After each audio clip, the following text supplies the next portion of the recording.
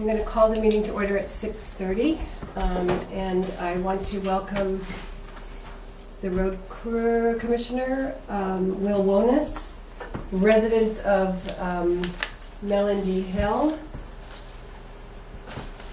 neighbors and friends, Eric Jones and Wendy Stone. Thank you all for coming. So I'm not anticipating that people will get rowdy, but there are rules of procedure under the sign-in sheet. Basically, the conversation is limited to, any conversation on a topic is limited to 5 minutes or so. And all comments need to be addressed to me and then back out to the audience, just as a reminder, from the select board and from the audience. Are there additions to the agenda? You have one, right? Yep.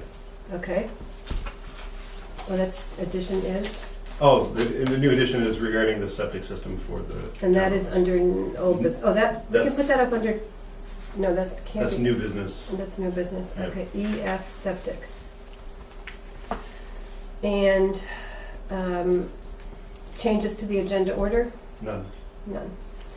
So everybody had a chance to review the minutes of the meeting of June 25th? Yes. And any edits, questions, comments, discussion? I move they be accepted. Second. Richard has moved, Gordon has seconded, all in favor? Aye. Aye, any opposed? Anybody abstain? Were we all here last time? Mhm. Yeah. Yes. Thank you.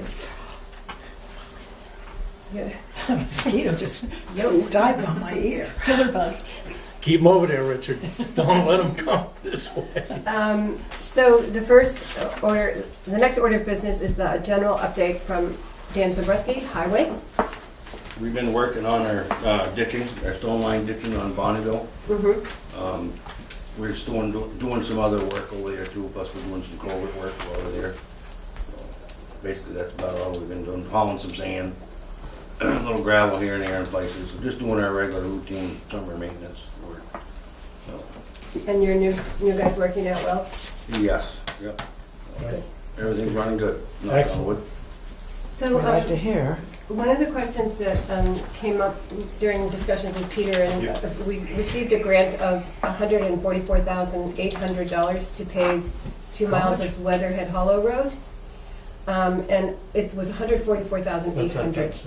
And the town needs to match 28,960 so to put in 28,960, and that brings us up to whatever the total is, This 28,960 comes from the fiscal year 2019 paving budget. And last year, we rolled over from fiscal year 2018, $180,000 into the paving budget, which makes us with a total by this year of $331,040 for paving, net of the $28,900 for Weatherhead Hollow. So the question was, what are your paving I'm gonna, plans for the rest of this fiscal year? this fiscal year, I'm gonna do the 1.5 miles on the hollow. We're going from the Guilford Center Road to Yaw Road, Oh, great. and that's gonna be a inch overlay with with a rubberized chip seal on that, because that road heaves and cracks Yes, quite it a bit. does. Mm-hmm, And then I'm gonna get another, for part 2, mm-hmm. I'm gonna get a price on doing from Tater Lane to the Weatherhead Hollow Road where we left off last year. And that'll be a inch overlay and a shim and an overlay. And how much do you think that might cost? That'll eat up pretty much our That'll budget. be $300,000? Yeah. It'll eat up quite a bit of it. Yo. In the hall, we're probably looking at a little over about 2.5 miles. Total? Yeah. Of which 1.5 is, of which 2 is paid for on Hollow, except for the Well, we 28. ain't done the work yet, but I I mean, know. yes, yeah.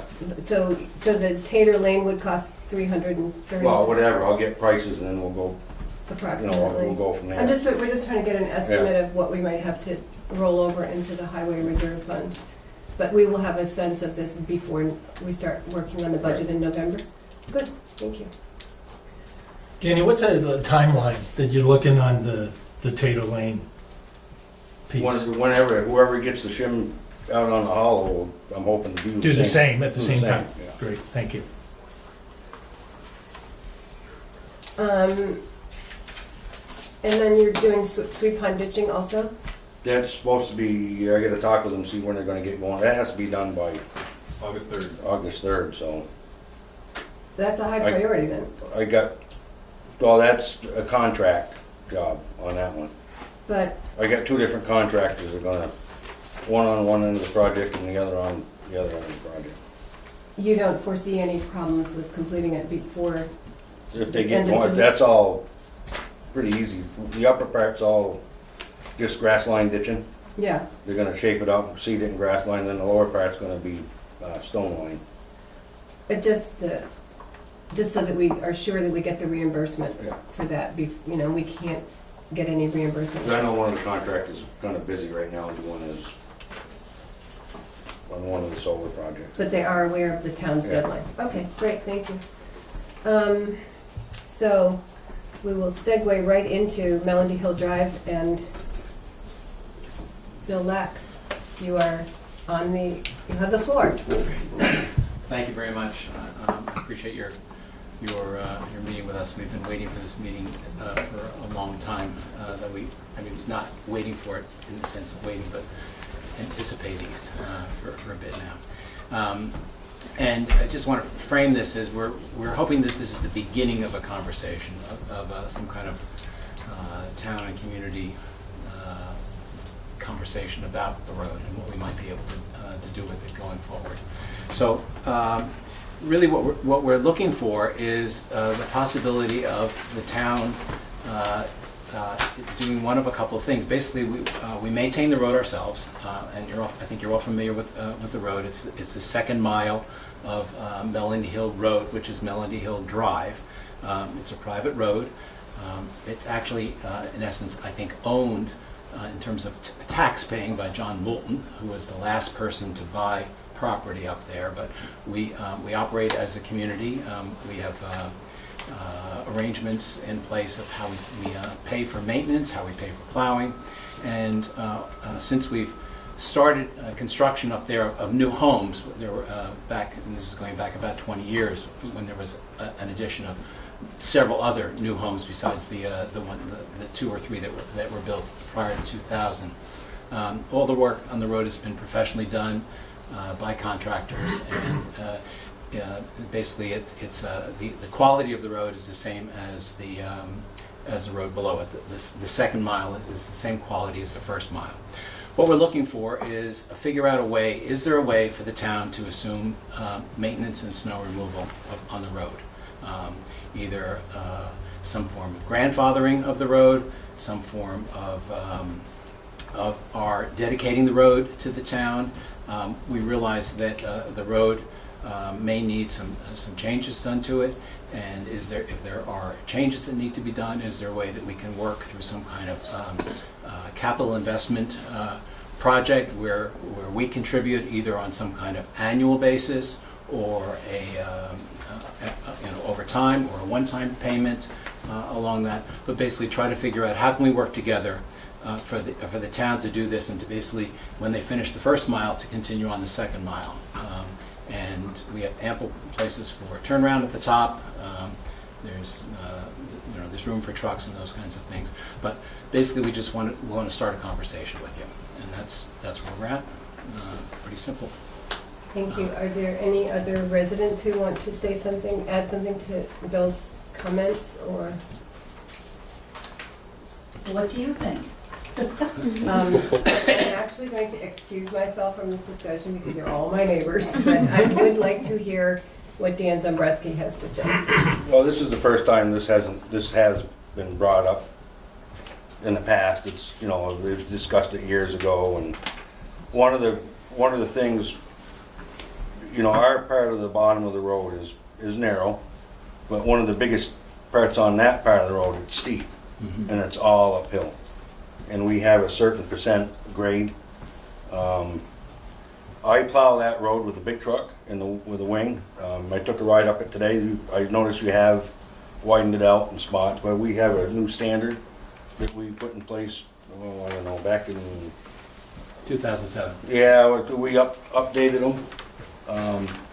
One of the biggest things is, like I said, it's very steep, and I think I wouldn't be able to do it with a big truck. And if we take that part of the road over, then we're just gonna be opening up ourselves. Then we have Bullock Hill, Cemetery Hill. We're gonna have North and South Belden Hill, Old County Road from Verandas up to the Mass line up that way. We're just gonna be opening up a big can of worms, you know, and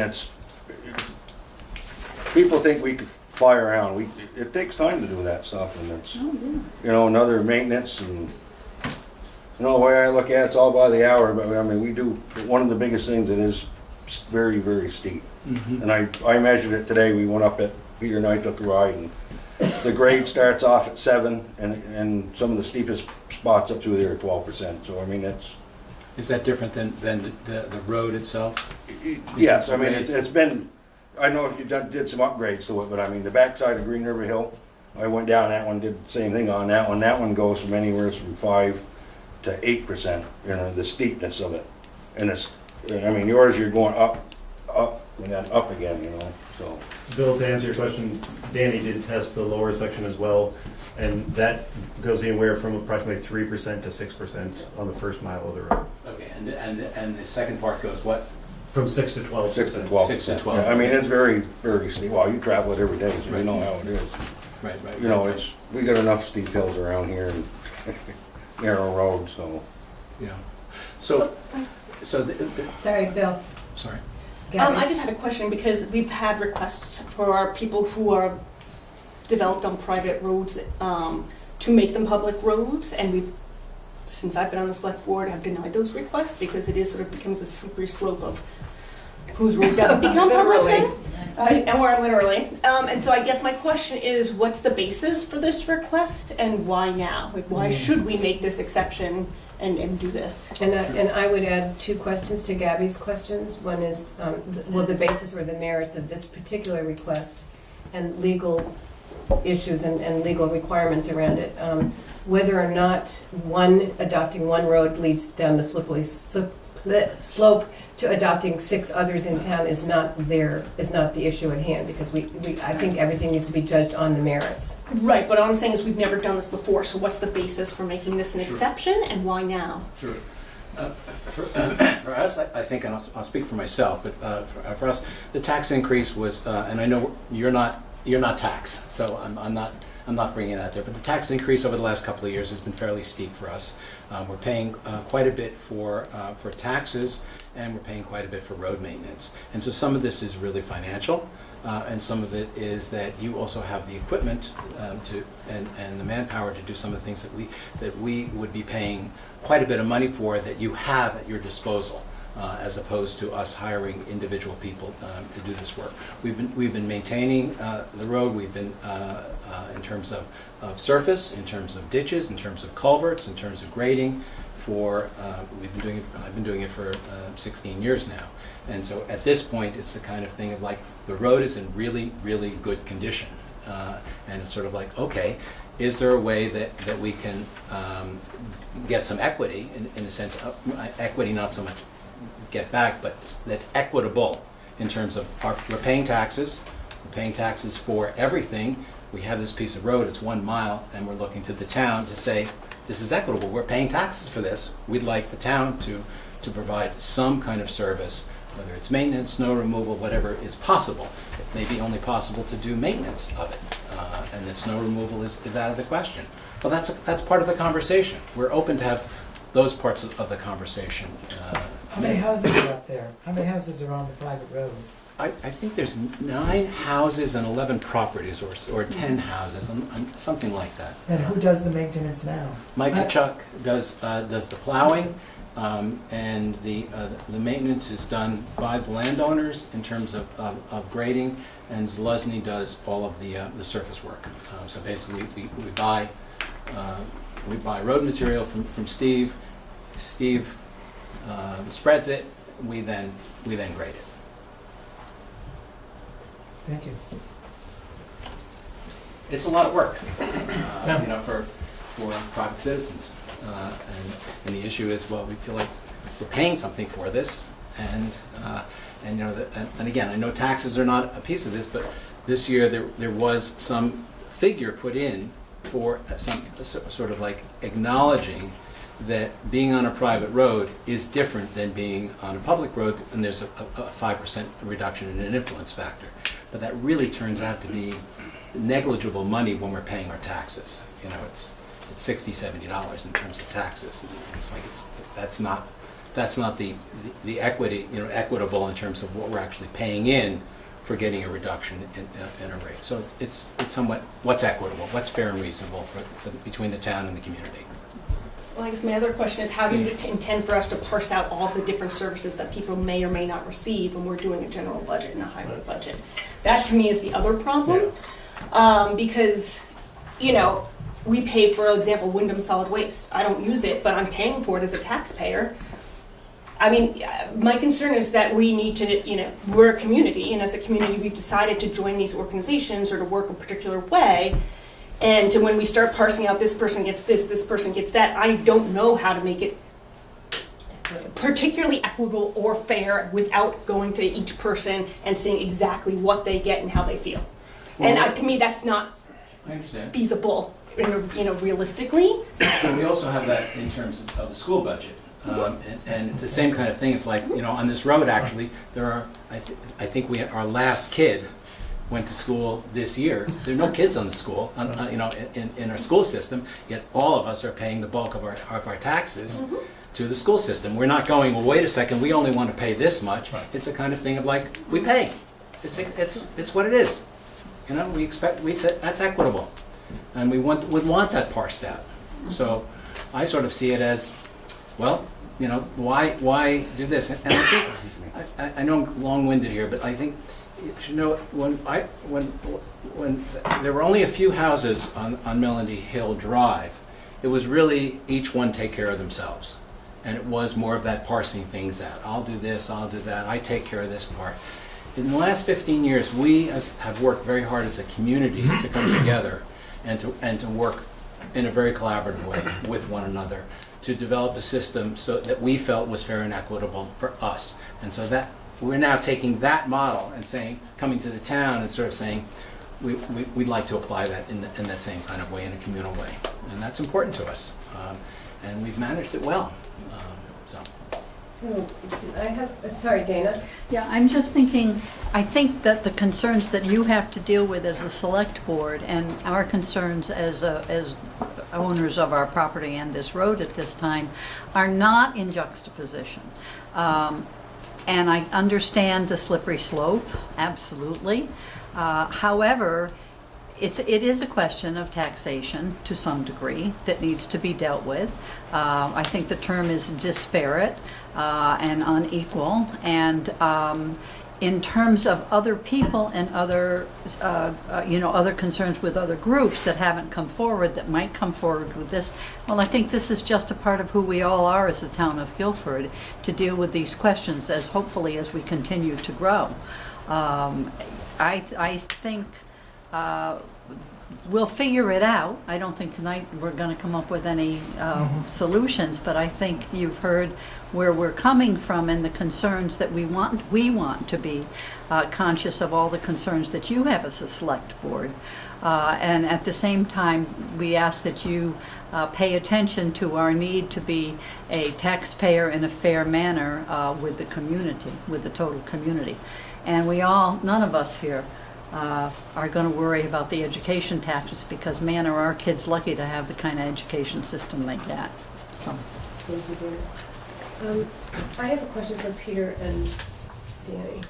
So if I understand, you're saying maybe maintenance, ideally maintenance and snow removal and everything, is our ordinance and the state requirements an all or nothing situation?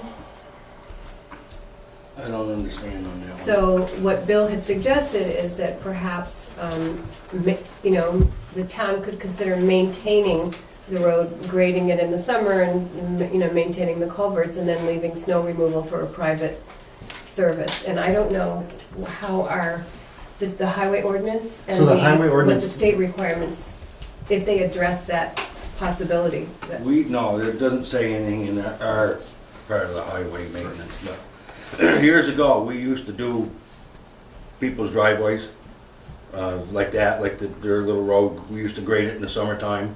You know, they'd get one grade in a year, Yeah, and then it got to the point where this guy says, well, you're doing their road, right. why can't you do my road? And here we got this big machine, it's got a 12-foot moldboard on it, and they got an 8-foot driveway. You go try to do their driveway, and next thing you know, you're on their lawn, and they're saying, well, you dug up my lawn. So we ended up stopping that, doing that, just because it was a lot of extra work for us. And it sounds like liability, Yes. possible liability issues and stuff like that. Peter, did you? So, yeah, I was just gonna, to add on to what Dan said, the town highway ordinance does not stipulate anything about separating out different tasks for private roads. And it does lay out the minimum specifications that private roads have to be brought up to before the select board can consider taking it on as a town maintained road. Similarly. And those this- are? Can you just review them quickly? Right-of-way has to be a minimum of 50 feet. Right-of-way needs to be cleared of stumps, brush, trash, at least 24 feet from center line. The minimum width of the road is 24 feet. There should, in addition, there needs to be 2-foot shoulders. And you guys, I have some copies for you guys if you want to take one of these. We all have. You can also get it off the website. We have our own copies. Gravel road should be a total of 12 inches of gravel and aggregate. It's more specific. And it goes than on? stating. It goes on and gives But that, all the different, I think one point that Dan made, road grades shall not be greater than 10% for distances under 100 yards, and for distances over 100 yards of grade, it shall be no more than 8%. And sharp road curves will be avoided. So, state law similarly does not distinguish between partial maintenance or non-maintenance. And what the state statute goes through is a very specific and lengthy process that is required of the select board in order to consider a road for adoption as a town-maintained road. And it's up to the select board to determine what requirements that must entail. And I would say that if we acquire a road, then we need to do them, I mean, if we don't plow it, for example, an emergency vehicle can't get to a house, I think that's on us, right? If we Right. have the look, if I know, we yeah, own the road, so I don't think we can pick and choose. It's all or nothing. Bill, I'm sorry, you wanted to. Yeah, I'm gonna try to go backwards, and I think I lost my first one. I'll try to go backwards and see if You're having a senior moment.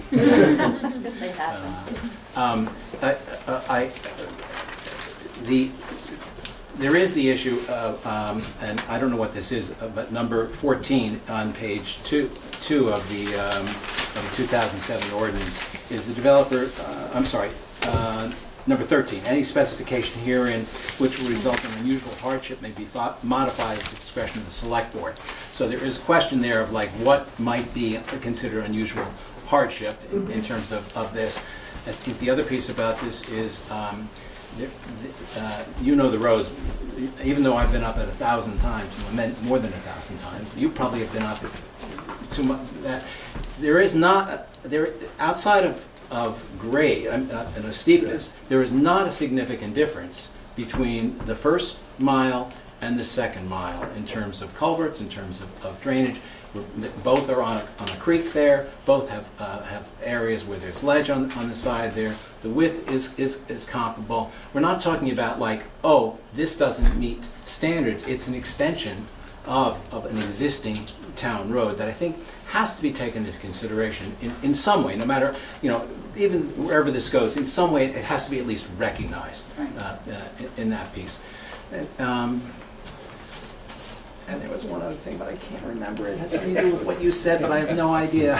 So I'll let Peter respond to something. So one point in relation to what you're saying there, Bill, that Dan reminded me of when we were taking the drive today is starting July 1st of this year, the state implemented the municipal roads general permit, and that changes the specifications by which the minimum standards for roads need to be. And so that there's no, if a road is not currently or was not currently a town road prior to July 1st, it doesn't get grandfathered in. So because this is a private road, that means it's going to have to be brought up to the new standards that went into place as of July 1st. So we waited a month too long. Pretty much, Well, unfortunately. actually, no. Actually, no. When did you send your letter? Was that before July 1st that we requested this meeting? So that could be just a technical point, but it could be something that we could discuss if we needed to. But I don't think we I'm need not to. going to speak to that. All I'm just saying is Yeah, that the I the did MRGP request Talking waive the about the next July select board 1st meeting date. in June, but I understand. I think I contacted the select board and Peter sometime in the beginning of June. Yeah, I have your letter. Yeah, I mean, we can leave the date on it, but. Yeah. So I would like to hear what the select board, how the select board wishes to respond to this. Well, I'll you know, Bill, you presented that very well.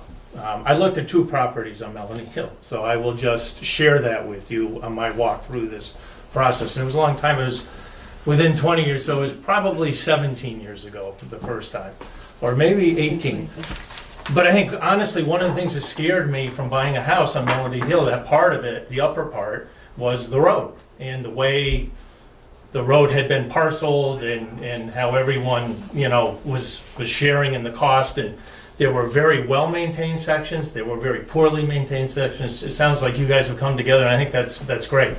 I also think that the road was a private road when you purchased your parcel. And, you know, it at the time, and I'm not trying to take away from the way you presented the community and the town's vested interest in this, but for me, it's partially a decision when you go and, you know, purchase a house that at the time you're purchasing, it's a private road.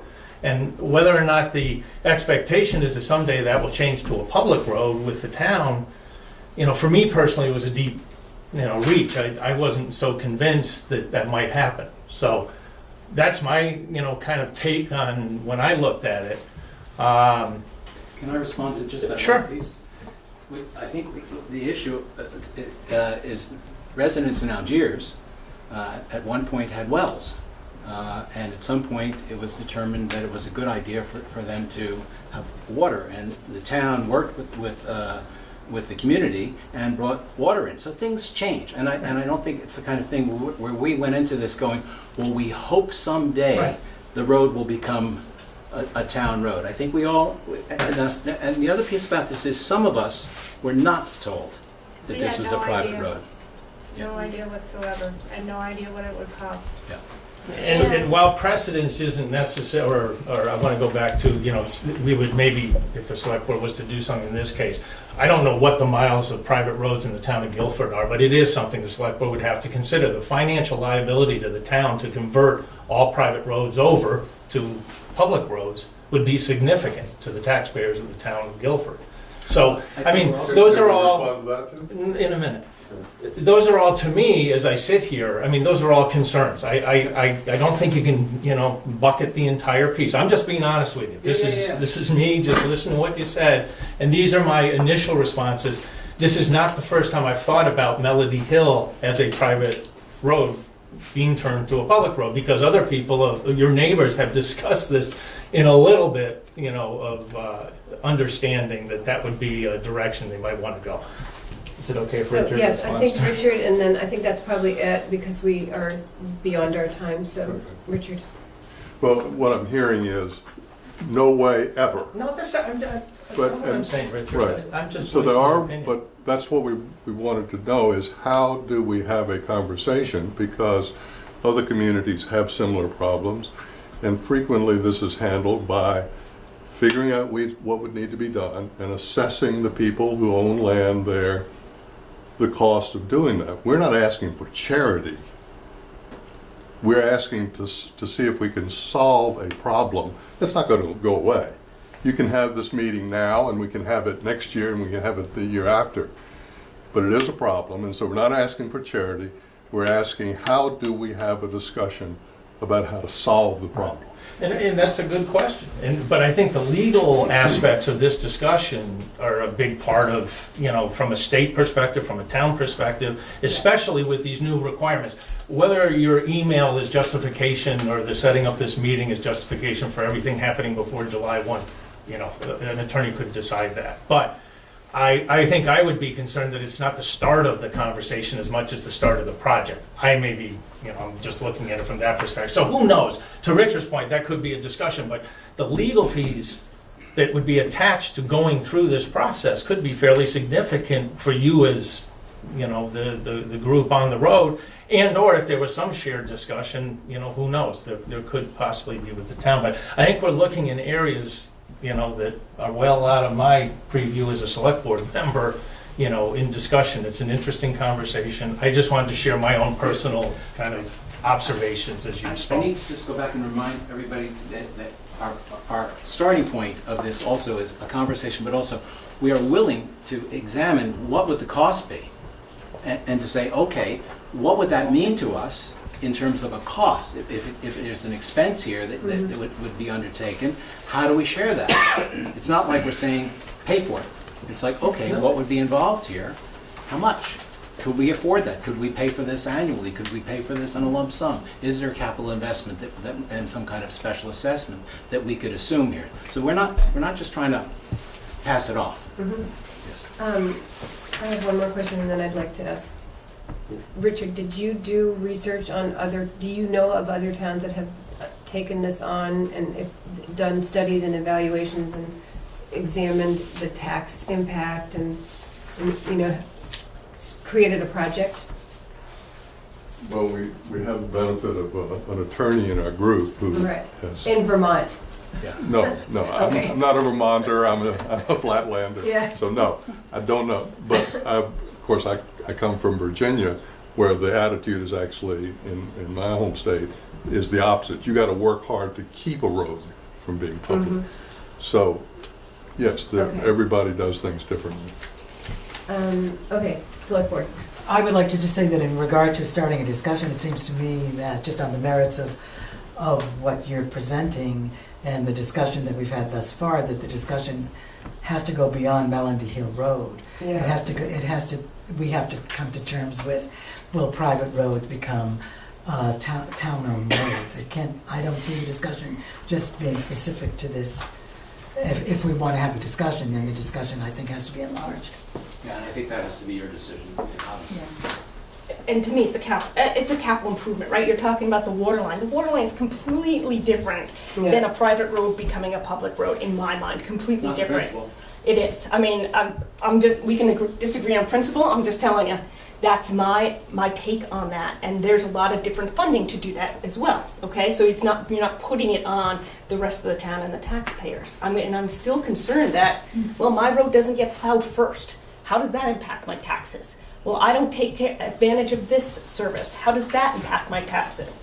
So again, I feel like I'd like to understand why change from the status quo now. Why has this become a problem when you seem to actually be very collaborative?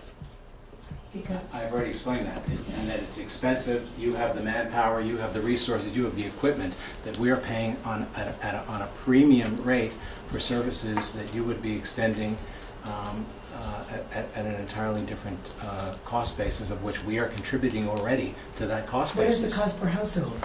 What's that? What is the cost per household as Well, for the situation as it is now? It's structured, it's graded, prorated per household, and the total cost is somewhere around $8,000 a year. And that's shared by 10 houses? Right. Yes. So I guess I'm the only one who hasn't weighed in yet on the select board, and,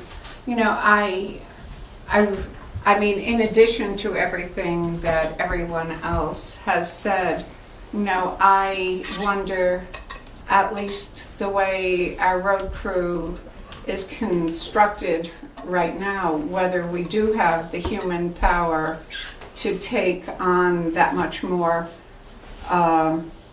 or whether this shift would require a really profound change in how many people we have on the road crew, what kind of equipment we need to do it. And I know from driving around with Danny, when I first became a select board member, one of the benefits was driving all around Guilford to the roads that, mainly the roads that I didn't know well in the 50 years that I've lived here.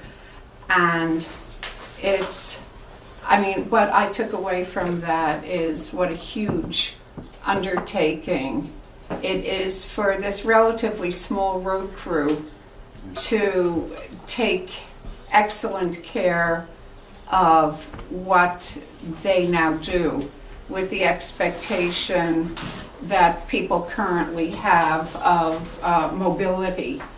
And so I feel, as a select board member, sort of protective of the road crew itself.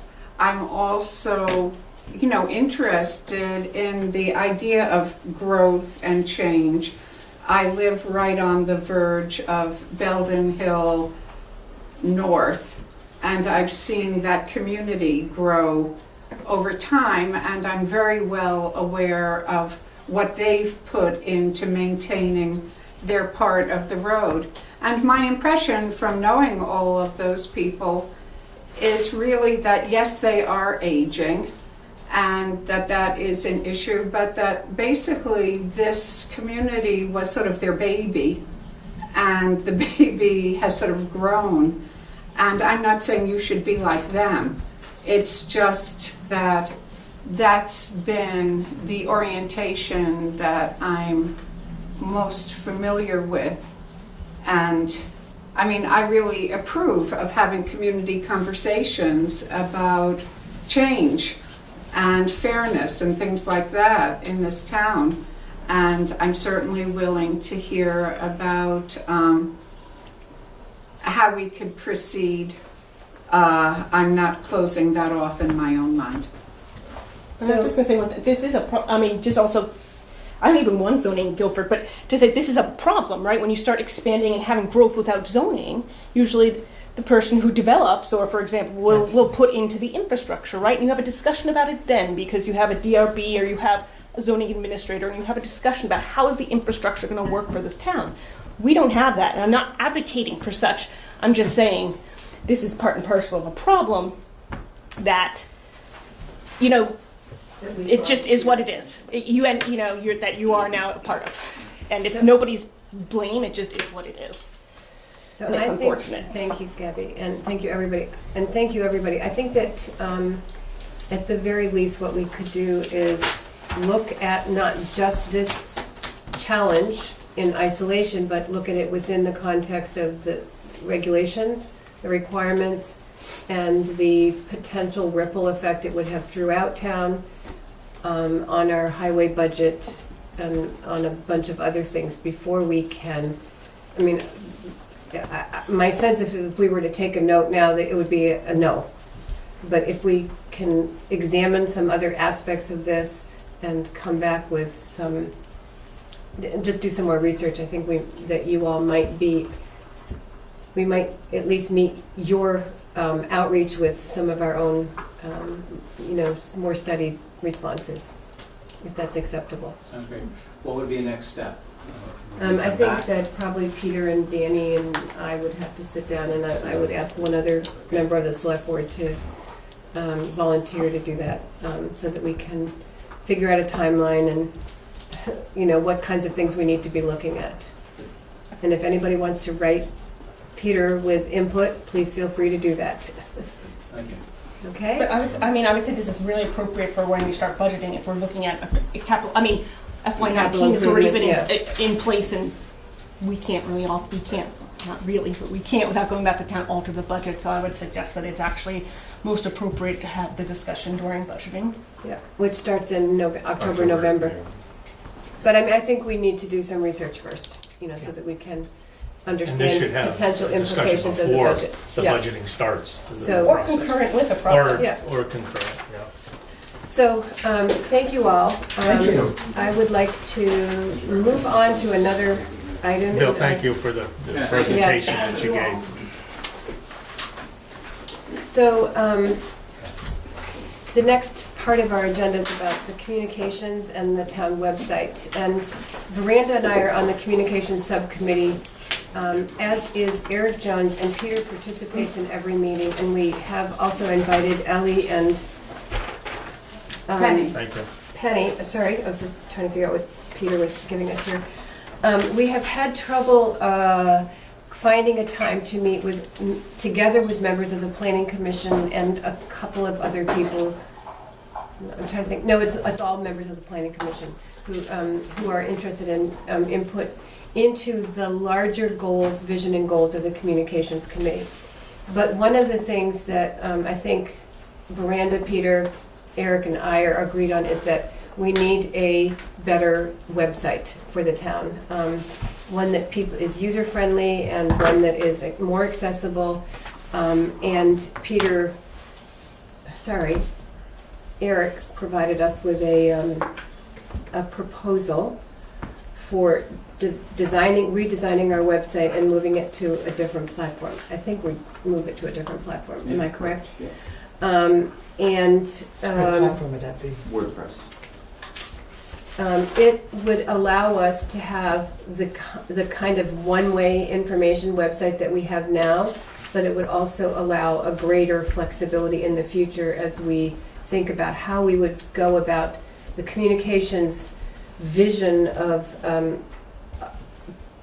interaction in our community that weaves the community together and makes everybody feel included, or includes those who wish to be included and provides information. And takes into consideration the open meeting law and the way limited public forum and public forum issues that we need to sort of get a handle on. But Eric has spent several hours in meetings with us and in working on the website, in addition to all of his other volunteer work for the town with the Recreation Commission, among other things, and has also developed some Guilford-specific websites. Guilford Grows, Guilford, Vermont. I don't even know what the names of them are. GuilfordVermont.org. GuilfordVermont.org. Yeah, and Guilford Grows, which is the older one. And the Rec Commission website. And, Right. And so we spent quite some time last week reviewing his proposal and found it reasonable, but it exceeds the $2,500 limit for, Yes. we'd need to go out to bid for it if it's over $2,500. His proposal is broken down into a web hosting charge of $1,001 and design of $3,999. And we decided to ask if the select board would approve his Sole source proposal vendor. to provide service as a sole source vendor in this case, given that everything that I've just said. Per our procurement policy, which is what I just passed out, and I highlighted the two relevant sections. One is on each page, front and back. May I ask a question? You may. Eric, what's the upkeep? What's the cost and upkeep for this website on an annual basis? $1,000. So that 1,000 every year? That's is- just the guesstimate, and I'm thinking it would be less than that, but that just is a kind of a budget. And what does that, what is that, without going into, you don't have to go into Absolutely, yeah, real neat, small detail, but just give me an oversight. There's what the- web hosting, obviously that's the biggest chunk, and that would be, probably $600-ish, $500 to $600, and then there'd be costs for little, be like plugins or other little applets, so like for a calendar that would make it more functional. Those have like a cost associated with them, and then the rest would be hourly wage for myself for putting that all together. Separate from the $1,000. Well, the 1,000 was sort of the startup, and there's maybe a little labor associated with that, but that's sort of just the foundation of the website. And there's always, from year to year, a little bit of adjustments that are needed, as the technology changes. So I guess that's where that would come from. And Who's the webmaster? Yeah, Eric. You would be, does your fee include the webmastering? adding new information, changing design? I mean, what I've got is $1,000 here. Annually? Yeah. So what I would do with that is, once we figure out the exact cost of keeping this website going, that would leave, you know, X number of hours that you've already paid for my services. And I could just eat through that. And then if you needed more, you could just figure that out, kind of thing. So, I mean, that's how I'd set this up. Gotcha. Yeah. And one of the things that drives me nuts about websites is you put all this energy into the front end of it, and then the back end, you know, in 3 years from now, it looks the same, and there's, you know. Well, I understand, but I think Yeah, that's yeah. my concern, in just trying to understand the cost of doing that on an annual basis to keep it fresh. Right. To me is important, but I want to be realistic too as to, you know, what it's really gonna cost to do Sure. this. That's- I have a question about the sole vendor. So if Eric is the sole source vendor, how does that relate to the rules, both of the state of Vermont and the town, about putting things up to bid? This is our ordinance. Our Our policy. policy is that we can do this. So you just name somebody a sole vendor and that's... Select board may It's the approve a decision sole of the source select vendor board. for regular or incidental purchases. It's like an exception to the general rule. Yeah, Okay. But Not based on any rationale particularly. It's at the, you know, it leaves it to the Discretion. It's up to discretion of the discretion. select board. 4 or 5. and Okay, so it's a circumstances. discretionary. Yes. yes. But I have a couple questions. I guess one of my concerns is that when I talked to Peter Hetzel, there was a very specific reason why the select board at that time, and again, things have changed, particularly on the internet, with why they chose that platform, and there was apparently a lot of debate, and so I was wondering if we talked to Peter and gotten the background so we know we're making an informed decision. And my guess Can you is tell he me might what the be platform is now? there's Do you the know? wrong person. It's a company based in Minnesota that's called GovSource. Most of their business, you know, they're just a private business, and most of their business is developing websites For towns. for municipalities across the country. They have several hundred municipalities that they work with.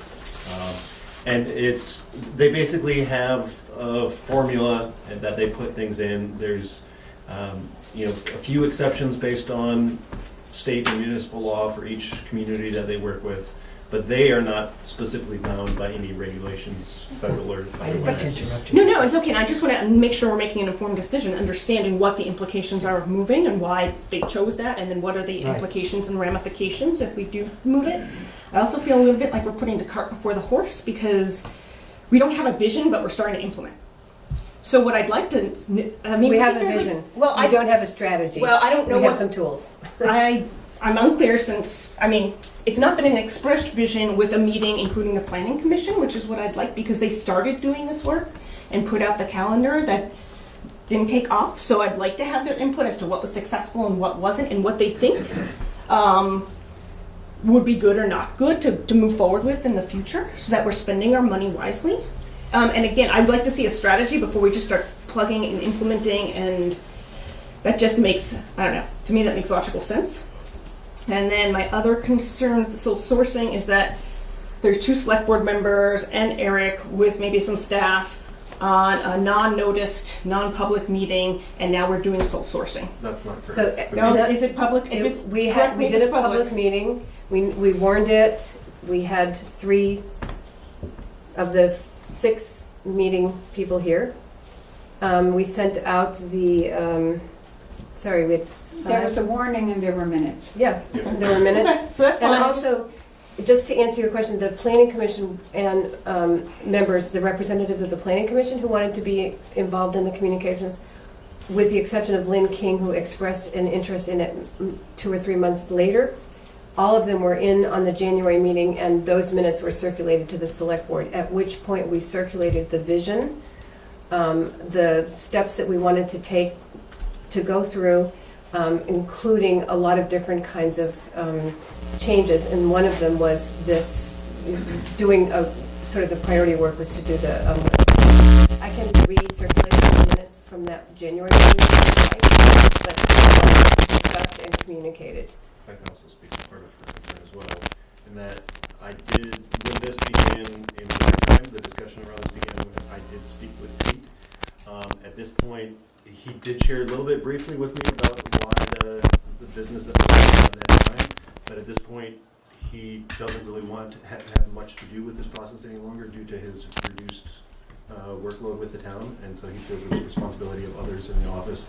So because of that, there has been some discussion with Penny about this, and the company was chosen based off of the knowledge and understanding of the internet at the time. It wasn't that it was anything exemplary about that company over one other company.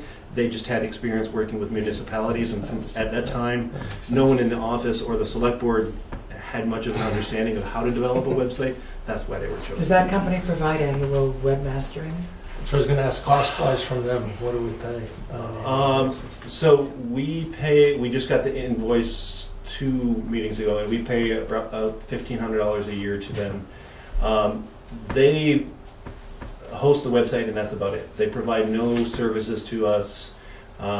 It's very antiquated. I mean, just as one example is, they just updated to using SSL certificates within the past month. They updated to doing what? Using security certificates, so the website is secure for anyone who visits it. And that included us when we were working on the back end. We were logging into it unsecure website. And so, and I can show you if you really are interested at another point in time, the software that they use is very antiquated. It's very difficult to use, and it's not very user-friendly for, basically Ellie and I are the ones that maintain the website currently. Gotcha.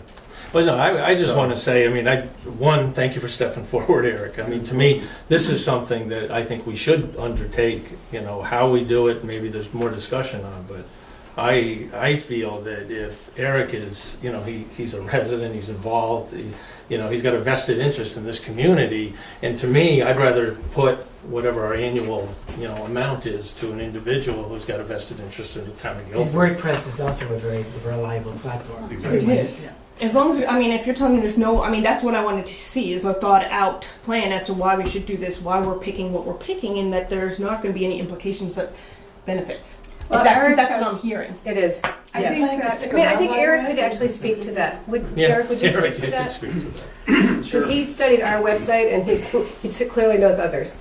I mean, from what Peter had shared with me, there's very few pages that are being visited right now. 3 out of 187. And so trying to get, you know, the public more involved with, you know, what's happening. The WordPress is the most widely used host in the internet currently still, although it loses its power, but over 30% of the internet's powered by. It's very secure and user-friendly, and works with any email addresses. You know, there's just a lot of pluses to it. So I think that it's a good, you know, user-friendly platform for the office here for people. Part of my packages includes the training of trying to get, you know, getting the staff here to kind of use the website. It includes a blog, and that's one of the big pieces of it. So people can sign up with their email addresses, and they can get announcements from the town at any point, and that would go out instantly. So That's huge in itself. And what's your as far back? as I'm What's your concerned. technical background? I don't know your resume at all. Can you just sure. summarize it? I started building computers in 1991 at Digital Computers up in Maine, and then I went on to work more manufacturing of what was called card cages, which is a physical internet where you keep all the hardware for the internet. So it's part of building that. And you know, I studied electronics at Southern Tech College. I went on to A+, you know, hardware maintenance and computer hardware technician, basically. I used to build computers and fix them. And the computer that I build my websites on is handmade computer. So that's somewhat of my background. You've had a lot of experience building websites. Yes. I mean, as for the last, I'd say 8 years, I've been doing it off and on. But the last year, I've been almost 100% of what I've been doing. So that and photography for products for websites. And certainly the Rec Commission website and calendar is, you know, highly visited. I mean, people use it. You know, the small thing I wanted to say about our website is that it's like a huge file cabinet, and in It's our not interactive. in our conversations with Eric, we were talking about how to have more people read the website and contribute to the website, and have it be a vital, kept up log of, you know, what's happening in this town. I mean, just as the Guilford Gazette, you know, was a real kind of cohering and disseminating force, I think that having a new website could, you know, without getting grandiose about it, draw people much more into what's going on, with a greater understanding of the dynamics of the town, you know, on the road with the road crew, you know, a little blog about that. Maybe you're going to be or- writing forever. You know, I think it would be fun to be a circuit rider. Engaging the with public website. helps bring them to the Yeah, website absolutely. and keeps current information Right, that's you gotta try. relevant. And So based on the Communications Committee recommendation that we go forward with this, do we need a motion? We do. I will because it make is a motion that we engage Eric in creating our website as a sole proprietor, sole source vendor, sole source vendor. Not to exceed $5,000. That's- Thank you, not to exceed the amount of $5,000, Because that is which what our is our budget is budgeted amount for this year. this. I have a question. Hold on, is there a second? I'll second it. Thank you, Miranda. Now we Yes, can have a Richard. discussion. What was that question? Oh. It was very important. We'll wait for it. No, we should go on. Well, if it was important. we'll go for it. Developing the website, $5,000 in our budget. This is this is a single year contract, so we have time to. Oh, I know what the question was. Will it be reviewed? Will the draft be a draft that could be reviewed, or do oh, absolutely. okay. It's a Yeah, very yeah. interactive process. Yeah. And There'll be who- a lot I'm of assuming that who are that's the what you guys reviewers? talked about. This You're committee? looking at us. Okay. Well, That And Penny, that was my question. Sorry, and Yes. Penny and Ellie, who have been very, you know, who we keep bringing in to have. They're involved and discussions about engaged in this the too. Yeah. process. And if you want to be a Please. reviewer or I may just want to Gabby, You might, it would be a welcome thing. because we will do these in open communications committee meetings, because we warn them. They are public meetings, so. And I just say, I think we need a new website, and I like the idea of having instant messages sent out, like if there's an issue. Mhm. I think that people can sign up for. I think that's a huge function and huge improvement in functioning. But I still have a concern that we're implementing without a strategy.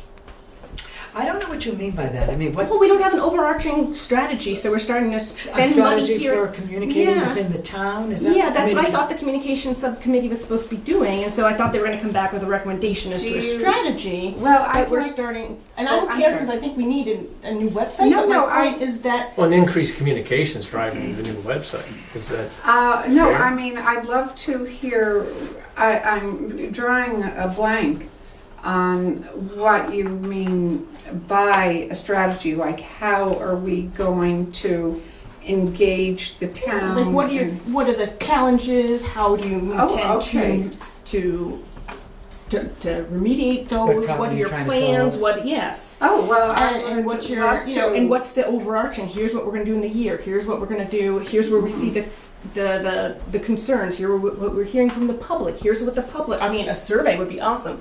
Here's what the public thinks that they need, for example. That could be all That's put what's- up on the new website. exactly.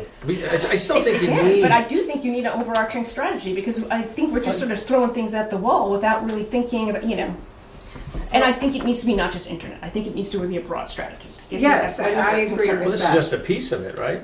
This And is- Yeah, I don't We know. talked That's about what Gazette, I'm- I mean, the committee has talked about using the Gazette more broadly. Yeah. The committee has talked about having community, like potluck, Community neighborhood gatherings, potlucks and I mean, gatherings. how to, But so we've talked about the vision, and the goal is that it will reach residents, visitors, nonprofits, businesses, the school community commissions, and anyone else who might be drawn to or into our story. So this is a key way of doing. We already have the Gazette. What we need to do is weave more things together over time.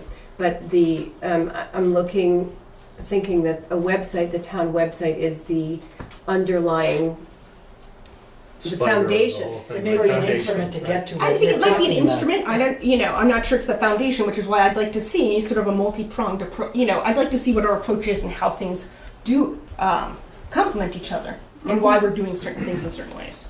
mhm. Yes, well, I One would of the, love if to, I can go jump ahead. in just real quick, one of the things we had talked about was, having a printed calendar as one of the strategies, for example, at the store or somewhere else in town, for people I that like don't that too. have, Mhm. online access to the website, they could still have, a place where they could see a local calendar that could be updated every couple of weeks or, however often it needs to be done. And that's part of, another piece of the strategy, Yeah, and and I think we there's a lot of talked creative about- things you could do. Like, you guys are doing community potluck, which I think is really amazing, actually, and a huge step, I think, in bringing the community together and having interaction. That's not just one-way user or your website is just things going out at you, or you actively trying to get information. So I think it needs to be on a number of different levels, and that's sort of what I hope that the communications Yeah. committee was going to bring back to the select board with a proposal and suggestions. So that was the goal for this second meeting, but the planning commission didn't show up to it. So we decided to proceed with what Eric did, and we are still going to continue to work on those things. In other words, this is not an end goal. It's a starting This point. is a starting And point. I can And I think it's a guarantee critical you piece to that I'm very interested in face-to-face communication in this town and to stimulate the sense of belonging and agency, to have our residents be problem solvers. And, it's something I would say to the people, the 90 of them maybe, who are out there with nothing to do tomorrow night, who will be watching this, that we really welcome engagement from our town, with residents knowing each other and coming to us with their concerns and their great ideas. So we will be, we post these on the bottom of the communications meeting warning. It says everybody's welcome to attend these. And you also, Gabby, I in clearly don't time. use our I know, right? I don't use our website. So we need to drive out that invitation. So there is a motion on the floor. Does anybody have anything else to say? Well, I was just gonna say, while the communications committee is developing a strategy and working on a long-range plan, residents in the community are still demanding better communication right now. And so while they're working on that, which could take several months, or who knows how long it will take, Yeah. this will be something to take steps to start addressing some of the questions about better communications while the bigger picture is developed. Yeah, I agree. Are we ready to vote? All in favor of Eric Jones' sole source vendor proposal for the website redesign, not to exceed $5,000 for fiscal year 2019? All in favor? Aye. Aye. Any opposed? Any Yay. abstentions? Thank you, Eric. Thank you. Thanks for all of Thank you the for, volunteer Planning work to stick that you've around, already aren't put into this.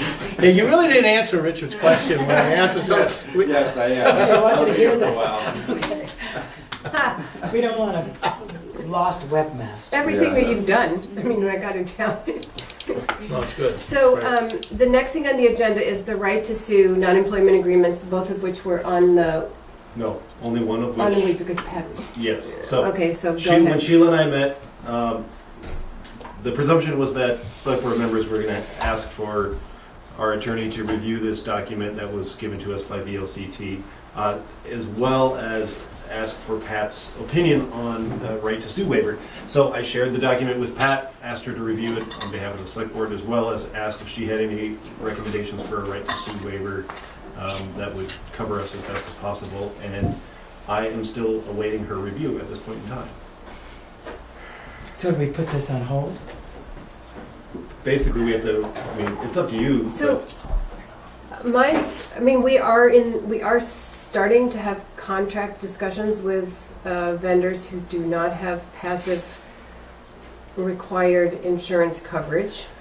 And so we at least ought to, in my opinion, start signing them up to something that we may need to modify in the future. Can we pass it and deals- contingent, can we pass it and say it's contingent on review by our attorney? I believe we could.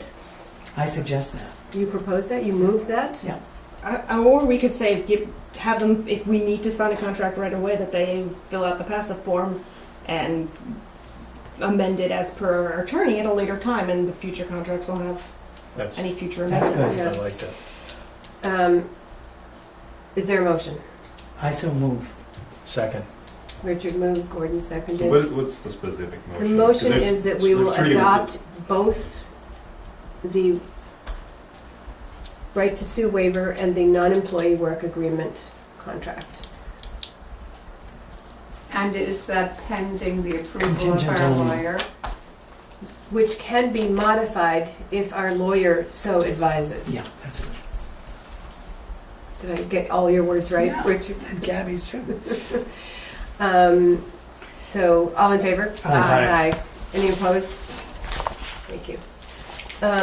The next item on the agenda is a statewide emergency exercise, and I'm bringing this to the select board because I don't think this has been brought to the select board for approval before, but Guilford is being invited again to join a statewide emergency planning emergency exercise that would be conducted over 2 days to assess core capabilities in planning, infrastructure systems, operational coordination, logistics and supply chain, and situational assessment, mostly at the state level, but in working with communities. The reason I'm bringing this to the select board is before, we've always had emergency grants before, and we no longer have any emergency grant money. And so, so I think it would be good for Guilford to participate in this exercise. Again, it's a different kind of exercise from the one we did in 2016. It will test our new emergency management director. It will engage our volunteers on a more in-depth level than they have been since most of them were recruited in 2017 and have been through 1 or 2 training sessions, 2. The cost, we have $1,500 in our fiscal year 2019 emergency management budget. The cost to do this planning meeting, so somebody has to participate who is not the planning director, the emergency director. It has to be, it's basically me and Herb who has agreed to do it with me, if we do it. There are 5 meetings in fiscal year 2019, and then 2 more planning meetings in fiscal year 2020, and the exercise would be October 2019. Where are the meetings? They are in, they haven't said, they Like just. probably up north somewhere. So I sort of estimated that it would be 300 miles round trip to a meeting on average. I think they're gonna move them around the state. I don't think they'll all be in one place. So for fiscal year 2019, the cost would be mileage plus, I don't know, if there's food or something like that. So I've estimated that it would be $550 of our $1,500 for 2015 and 2019, sorry.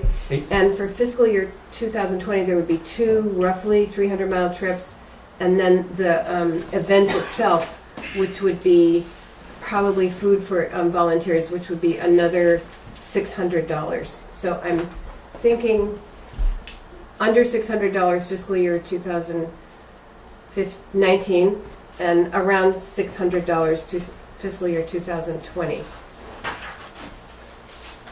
I would like to know if the select board would like the town of Guilford to participate in this. Can you give them the numbers? So Fiscal year FY 2000, '19, what's in our budget and what's we have the estimated cost? $1,500, and I estimate the cost to be less than $600.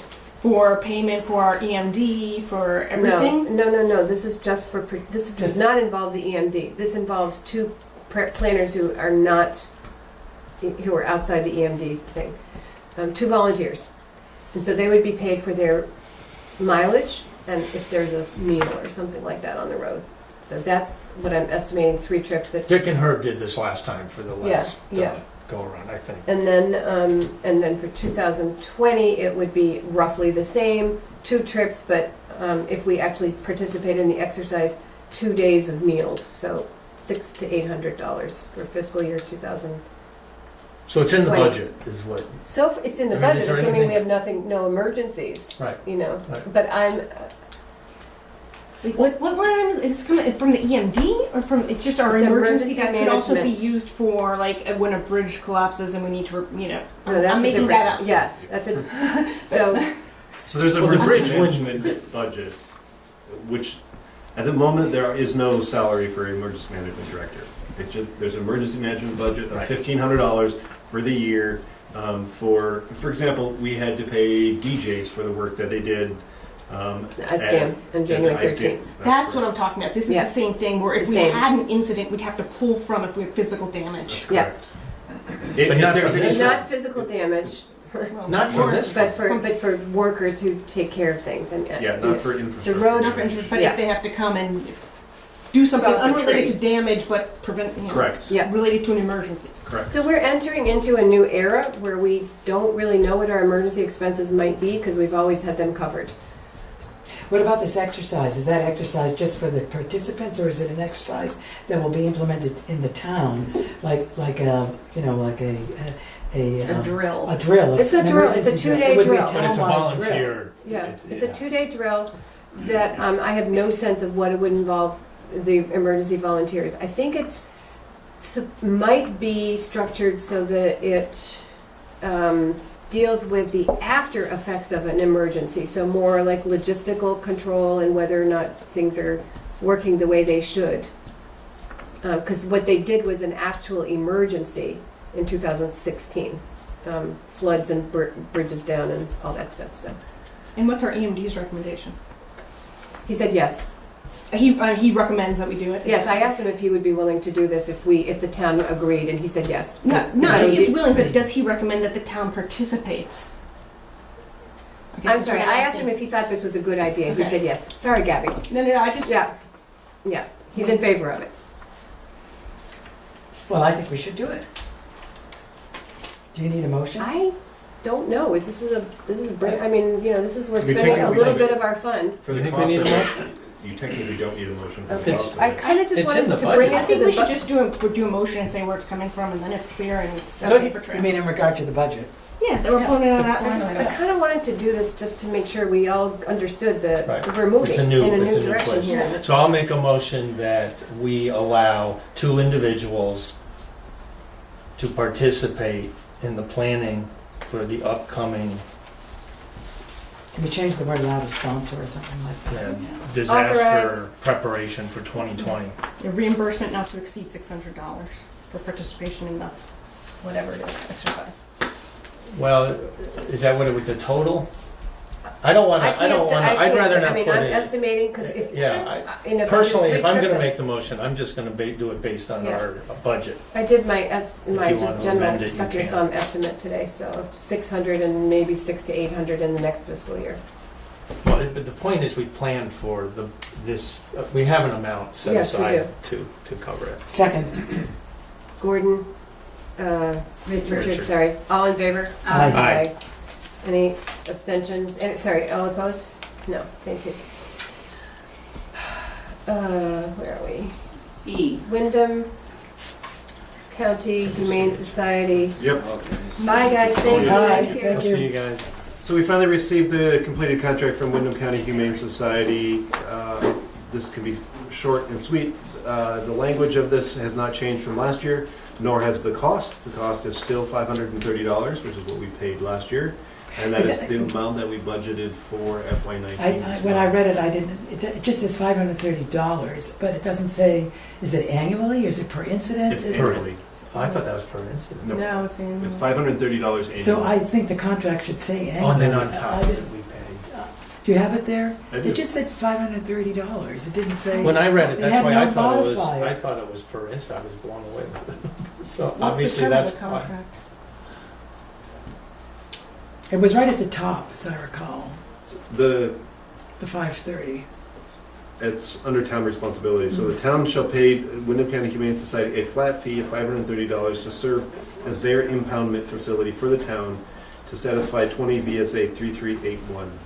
So do we want to have annually, or some other modifier Is it an there? annual contract? It is, What's the term of the contract? They said, it's from July 1st, 2018 through June I 30th guess of then it's covered. 2019 I guess that would, yeah. is the terms of this contract. Okay, That's the good. very first sentence on the top of the page. Good, I'm fine. And we don't need a motion for that, do we? Yes, we Yes, do. you I so move. second, Richard, So- Gordon. Richard moved to accept the WCH Annual contract. All in favor? Aye. Any opposed? Any abstentions? We didn't lose you, Will, did we? Oh, wait, sorry. barely. Sorry, one more. What do we, what's in the Oh, septic? Septic. the septic system. So, Oh, will you sign this? Now we're please? getting down to business. This can be very brief as well. Please. Last week when GPI and MT3 started the excavation to install the new septic line between the building and the tank, both Mike and the on-site supervisor for GPI both expressed concern about the status of our septic system. And That's not a surprise, based on what I've heard over the last 5 years. and because of that, they have not actually connected directly to it, because they wanted us to investigate it first. And over the past 6 months or so, Penny has been saying to me, thinking that come this summer that we're in now, that we need to have the tank pumped, because it's been almost 5 years since it was last done. This fall will be 5 years. The town last used Houghton Sanitation to do so, so I called them again and spoke to Jeff Houghton. Yep, and had a very nice conversation. And in short, Jeff said that he will come out and pump it this week. And he already told me informally over the phone, because in order for us to do anything about it, we have to have it in writing from somebody. He said the last time he pumped it 5 years ago, he deemed it a failed system. So he said that he can almost guarantee us when he comes this week, It's gonna be a it will failed be system. deemed a failed system. So then I need to work with the architect and GC to have an engineer start working on it. Mike informed me that due to the low depression in this field out here and the fact that it is constantly wet, that he's almost certain, and his experience with doing septic systems, he said he can almost guarantee us that the state will require us to do a mound system Right. due to our circumstances. There's 25K. So I was just gonna say that I think it might be in our interest to contact an engineer ourselves, rather than make this a change order and not. That's a good idea. It's Go through up the- to you guys. I mean, whatever you that's guys my want. suggestion, I think is that's a that I good think that's idea. I something don't that we think they have can a handle problem with that. directly, and Peter can be the liaison with the construction team, or you guys, or whoever wants to do it, so that this effectively doesn't become so much, we don't have to pay for No, I the extra. agree, I agree. I think that's an excellent It's idea. an excellent avoiding the recommendation, chamber. and I don't think, I also think that the sooner we do it, the better. yes. I think agree. we have Because to we do have the this. equipment here. Right. And Yeah. everything is being torn up. And it's really not an option, I mean, No. it's gotta be done. It's gotta be done. Yeah, so So I will- there I goes will our work on that. contingency budget. thank you, Peter. So, Okay, go ahead. do we need a motion? I'm just thinking, because you might need to act before I think we should get a the proposal. 23rd. I think we should get a proposal from Yeah, him. And we should probably, I mean, I'll recuse myself, but I think we should use Stevens if they're already involved in the civil. Oh, because yeah, it would be- I think That makes that sense. part They're already is- familiar with the site and would probably save us money on. And they do I- that, right? I thought we were already talking about them. I was talking about the system itself. And we have to Okay, have so- one that passes So state just- standards. You need permits. Peter, what do you We want? need permits. We need permits, but you need to, you are So- now being authorized by the select board. Okay, well, should you have a vote, just so you guys can be clear about that? Yes. Gabby, would you please state that? I'm Make not that gonna make the motion. motion. She I'm can't, gonna no. recuse myself. I make the Hey, motion that we address Stevens Associates on our septic system for its viability. I'll second it. So you were moving for That, me? yes, for Peter to lead the discussion with our, I would ask for a Right. cost proposal. yeah, well, that's what I. For what proposal? Cost proposal. Cost proposal. Hopefully. Now, let me ask before, a question. I don't want to take business away from Jeff, but if we pump this week, and then we have to replace the system, it's got to be pumped again, doesn't it? Mhm. So I'm wondering if we should hold off and have Jeff pump it when. It's up to you.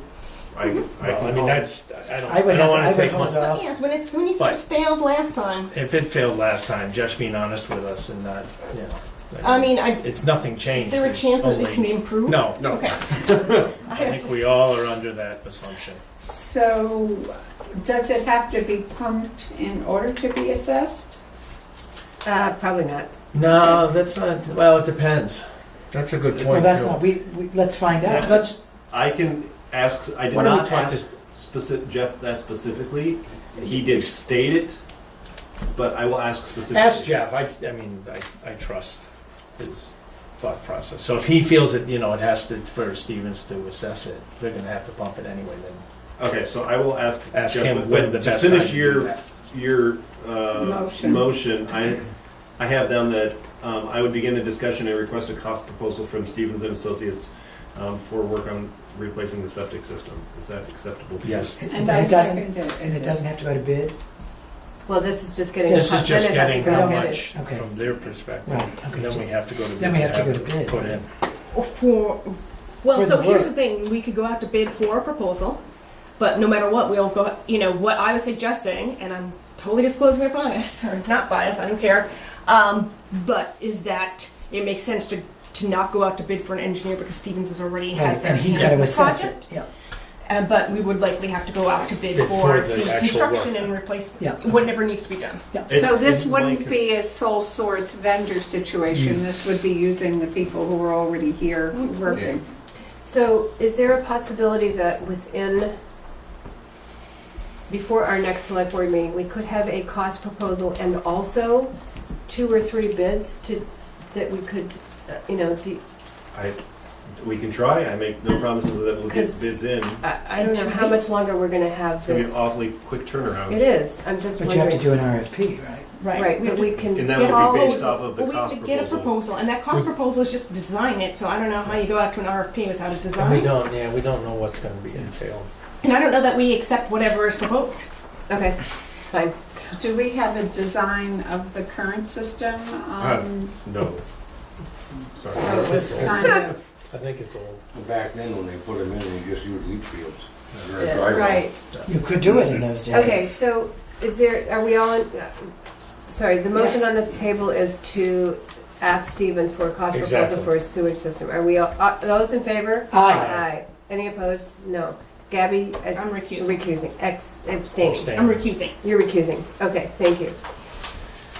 Will Lonis, welcome to the select board meeting. Oh, is Will here? Yes. Thank you for He's still here. making some time. Thank you for hanging in there. Oh, it's all right. I think there's been a lot of, So come up here so you can, a little bit. okay, We'll just pull a chair. there's been a lot of commentary directly to the board, and there've been articles. And I haven't said very much either to the board or, and I haven't been interviewed for any comments or opinions on the 500 kilowatt array at 159 Kirchheimer Drive. So basically, I wrote and read a letter to the Planning Commission, and some of you are on the Planning Commission. I visit. No, none? I'm the liaison to the planning commission. You're just the liaison? Yeah. Okay, so what I wanted to do was enter into your records just some background of my association with the property and with the solar array that's there now. So, if it's okay, I'll just read this. Thank And you. if you have questions, it shouldn't take too long.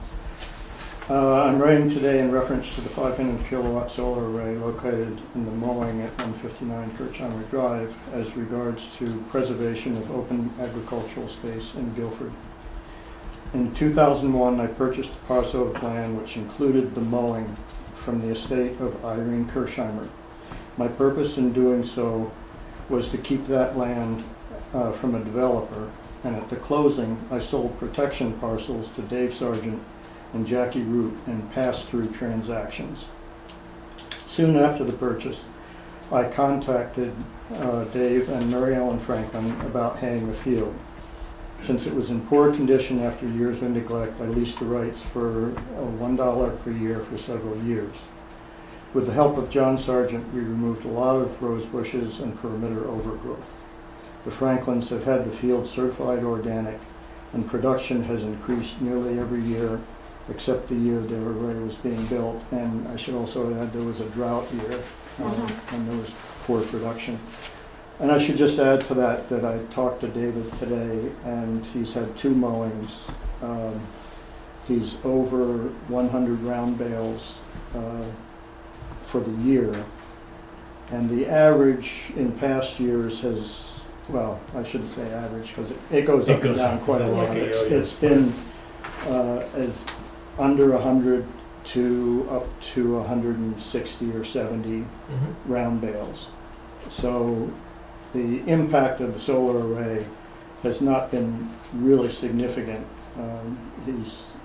He may, if the year continues as it has, end up with over 200 round bales, which would be a record. Yeah. And he says the clover population has really gone Blossomed. berserk. It's blossomed. I mean, there's red and white clover throughout the mowing. My goal of keeping the field open and in production has been realized.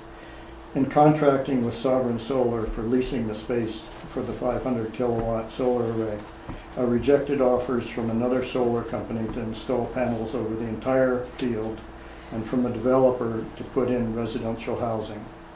At one point, I had a purchase and sale agreement to sell a small portion of the field for a McMansion. This turned out to be not feasible, for which I'm grateful.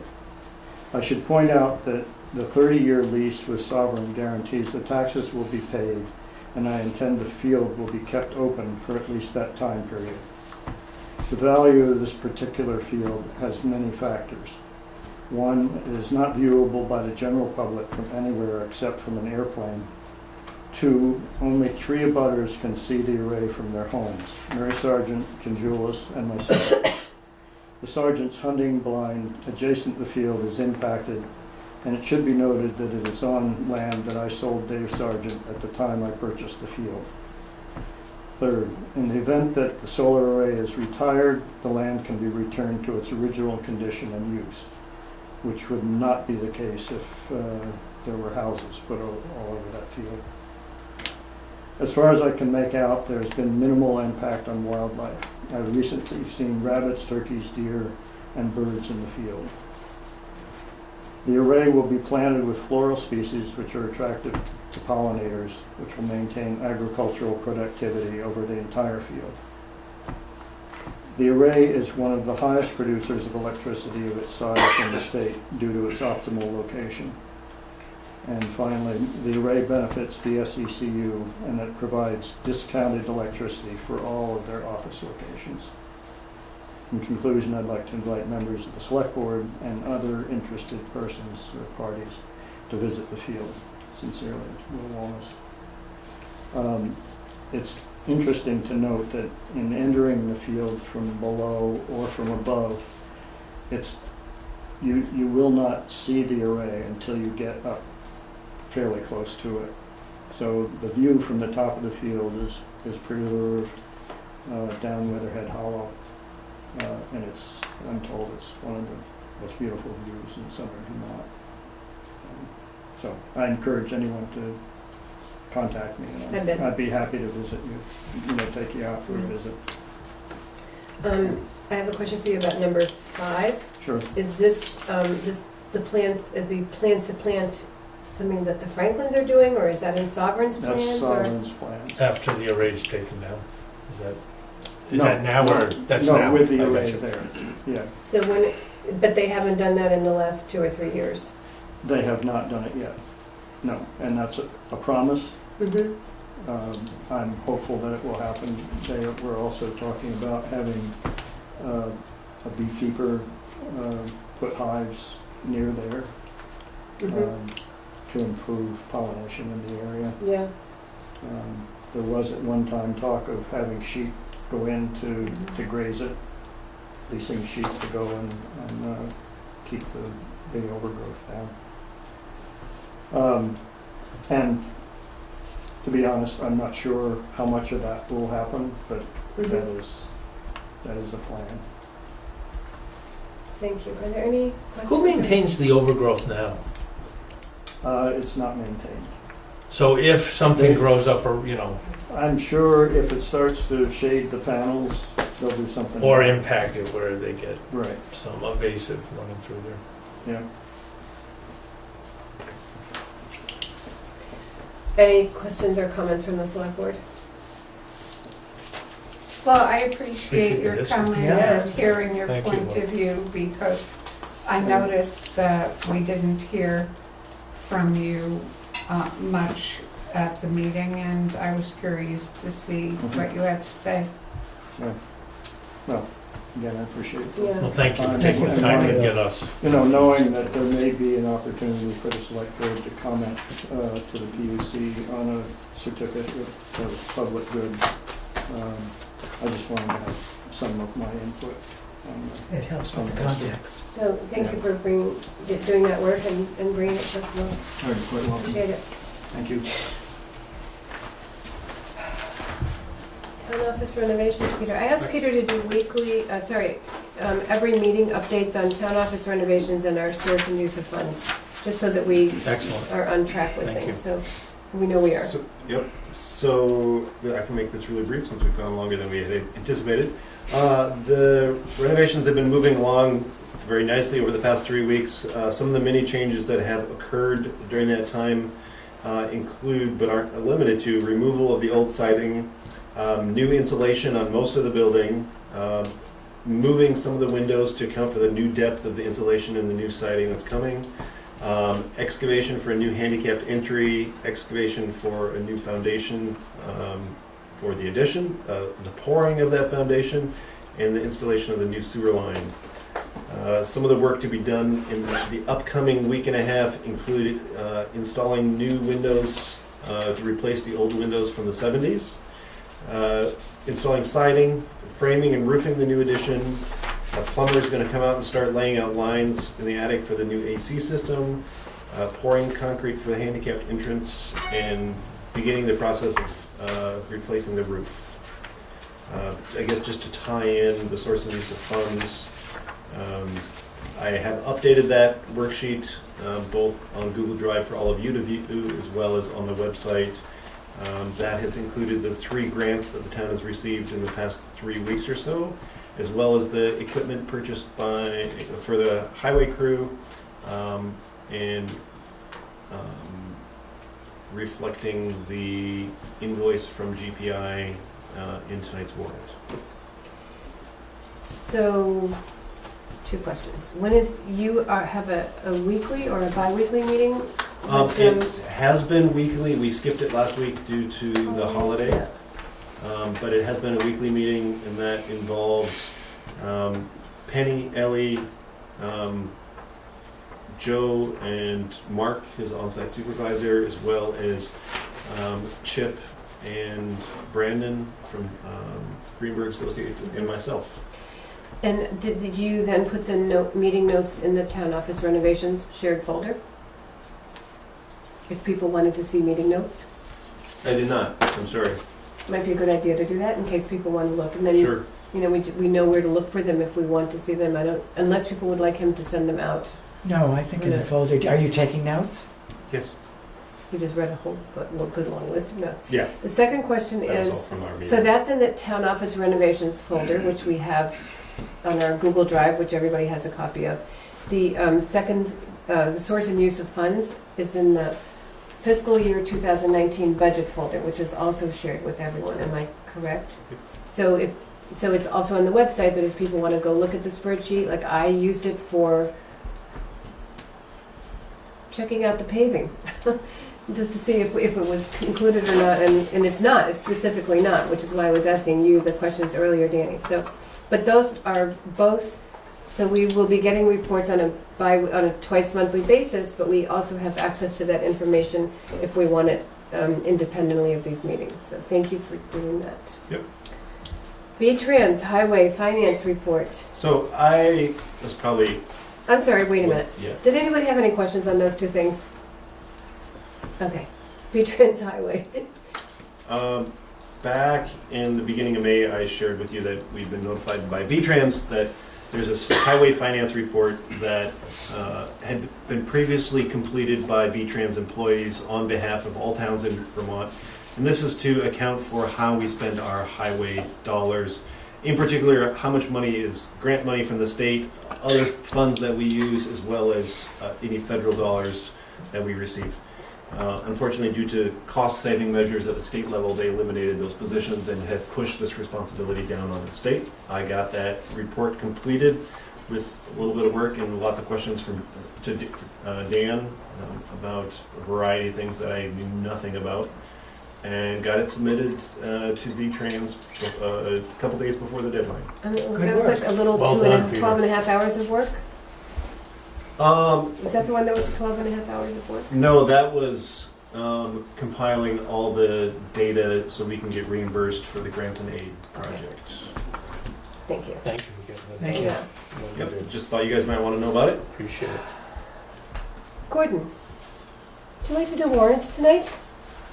Sure. I will make the motion that we pay the following warrants for payroll week ending 7/1/2018 for $5,868.46. Payroll week ending 7/8/18 for $5,660.86. Expense warrant number 1909 for $50,793.75. Expense warrant number FW01 for $50.50. Expense warrant number BS25 for $279.52. Expense warrant number GVF25 for $5,337.58 for a grand total of $67,990.67. Of our largest expense warrant number 1909, a big chunk of that, I believe to the tune of almost $34,000, was our GPI payment on the remodel. How much was it? It was almost 34, it Okay. was What, can you tell me what that 33 was and for again? change. What was it? I'm sorry, what did The you? 34,000? For GPI, it was a payment to GPI Okay, yeah. for, as contracted. Second. Thank you. So just as a small question, it's expense warrant number 1901. I'd also like to note that this GVF25 expense warrant is a reimbursement, it is a pass-through reimbursement of the emergency grant that we had. So we bought stuff for them and they bought stuff and Yeah, they bought stuff in. we got the emergency grant. Peter's still gonna do a little bit of accounting for me on that, but we did get the reimbursement already. Yes. we Wow, got it that was last so week. fast. Thank you, because I didn't see Yeah. that, so thank you. So, sorry, all in favor? Aye. Aye. Me too, aye. Any I'm abstaining. abstaining? Okay. Any opposed? Okay. Communications. One very brief communication from Wasn't that? Vermont Emergency Management have announced their 2018 Emergency Preparedness Conference. It's on September 7th and 8th at Lake Maury Resort again. And if you want, there's little information cards for each of you. That's all. I didn't get that in the, It's because it came in the mail today. okay. And I have another small bit of communication, which is that Ian Keel, who is our great videographer, deserves our happy birthday. Congratulations. Tomorrow. Tomorrow. Happy birthday. Happy birthday, Happy- Ian. And we're happy to have you back with us, Ian. Thank you so much. Yes. Thank you, but your next meeting's on my wedding anniversary. Oh, boy. Terrific. All Okay. these celebrations in July. Oh, my Uh-huh. kid has a birthday.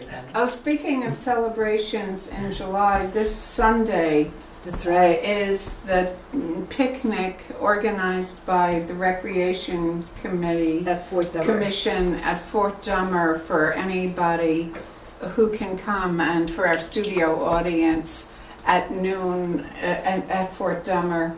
And the Select Board has been invited to provide appetizers.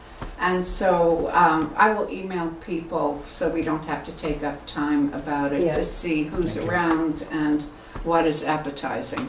And Is there- Miranda, is just there be any- sure that is Sunday, July 15th. What did I say? Well, I'm just saying. It Oh, is Sunday Sunday, July at noon 15th, at why, Fort thank Dummer. you. You did, It's you a said all of long that. meeting. There's no Right. communication about the litigation issue, or? We were already communicated to. We all got the note about that, so.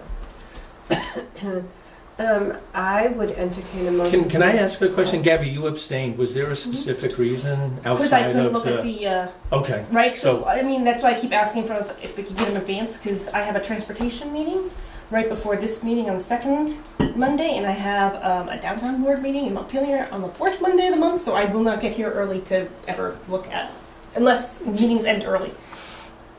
So you're abstaining on all the warrants because you didn't see. Because you haven't seen them. Right. Is there some way Yes. that we can make sure that Gabby's I Usually, know that- usually the invoice list is in the folder, but it was a holiday week last Oh. week, and it Okay. just didn't get in the, usually Ellie has them was done in by there. Thursday. It was in there. I saw it. The invoice list provides some information, but it doesn't provide what the actual invoices are and what, But I'm concerned that you won't be able to weigh an opinion. that's You- okay, I'm just, No, to me, it's not okay, Fine, because we're a but- select board as a group, and I think that all the select board members really, when we're spending $67,000, I think it's important that we all agree that, where these funds are going. So we ought to try to figure something out, so that Gabby Well, can feel we comfortable. just said that it has been figured out, but it was a holiday that, No, that was only the list, and Gabby wants to see the invoices too. so is there a way that we can make that happen? Unfortunately not, I'm sorry, we cannot, that just is too difficult. I mean, my schedule is full as it is, and to go through and have to scan and upload and do that, and then, oftentimes there's a handful of invoices that get added on Monday morning, whether it's invoices from Dan, because he didn't have time the week Right. before, or I understand stuff that. comes I in. just wonder if there's a way to change our paying system so that on close of business Thursday, everything for the select board meeting is finalized. We don't wait till Monday. So it gets paid in the That- next cycle then. That is the goal. But we don't, I think it's a great goal, but we don't meet it. So to me, Not there's still always. something, well, there are very few times where the expense warrants don't change from Thursday to Monday. There's always, to me anyway, maybe I'm wrong. If you feel that there is enough, if there are minimal change, well, it's important because to me, it's really important to So me. that we you're all not have- wrong, because we almost never get these figures on Thursday. Right. So I guess that's what I'm saying. Is there a way maybe we could look into changing the way we pay our bills? Maybe it's crazy. I don't know. But I mean, this has already been changed. It used to be every week they got paid. And then, this was when Arnold was on, it was every week.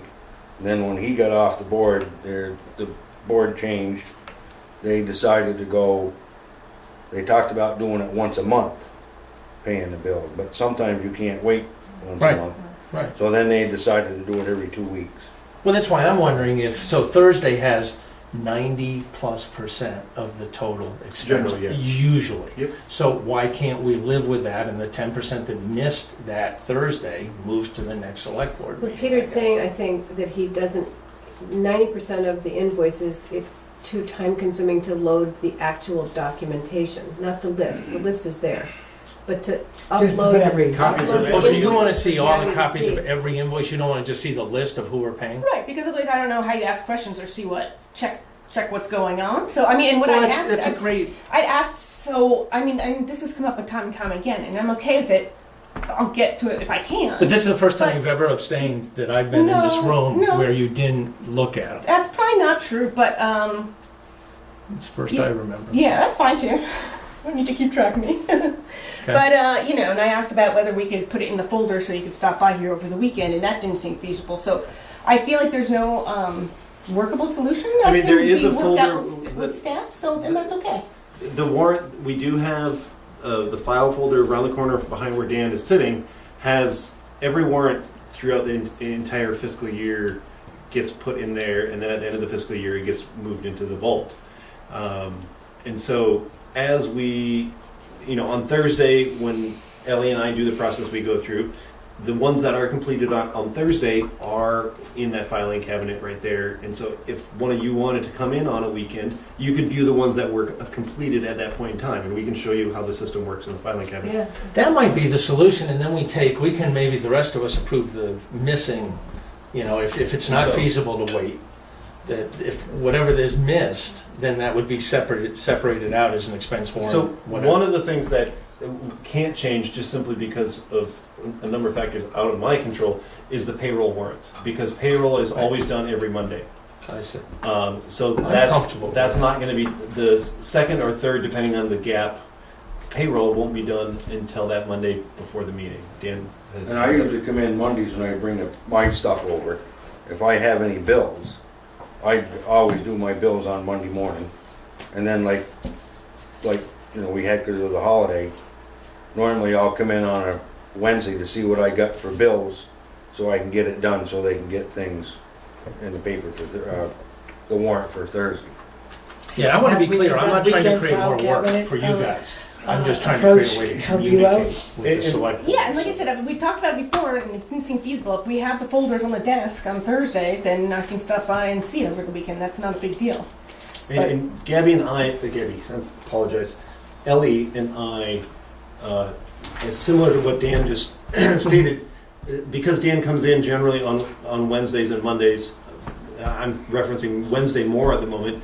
Ellie and I work on Wednesdays to try and get the invoices coded and taken care of, so that on Thursday, when I'm prepping for the select board meeting, I can have the invoice edit list. But it also is dependent on her schedule, Sure. because we have a multi-step process for accountability and transparency. No, and again, I don't want to create more work for you. No, I was just trying understand. to I weigh appreciate that and maybe understand. we I'm just could trying to all explain. satisfy. But I move that we adjourn. Is there a second? I will second. All in favor? Aye. Thank you, everybody.